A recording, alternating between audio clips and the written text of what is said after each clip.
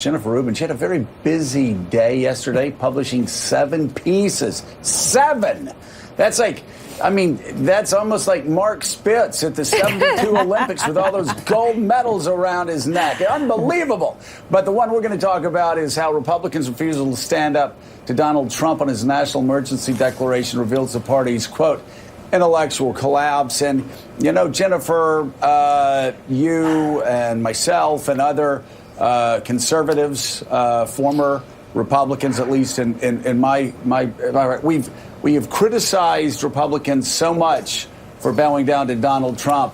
But I do have to say, this is such a obviously bright line to cross that if you vote for this national emergency, never, ever raise the Constitution again and pretend that you are a defender of it, because this is a clear violation.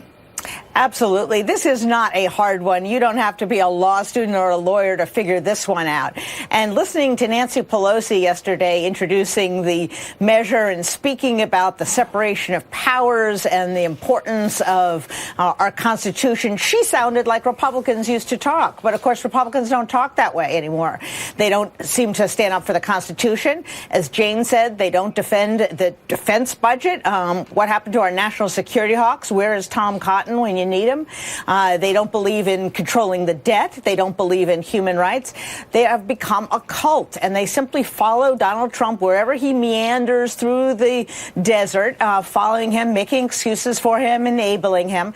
And it really is a moment for choosing. It really is a defining moment for the party and for these individuals.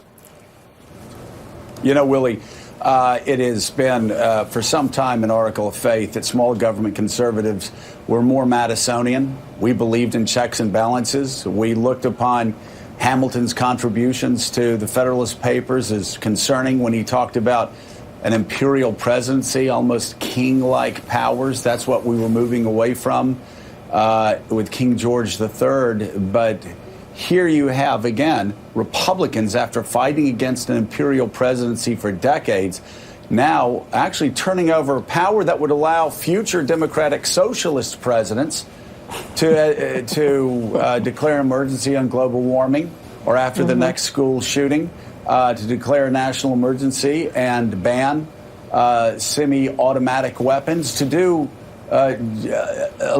just about everything that conservatives have feared for a very long time. And we could go back and play, as we have on this show, the criticisms of executive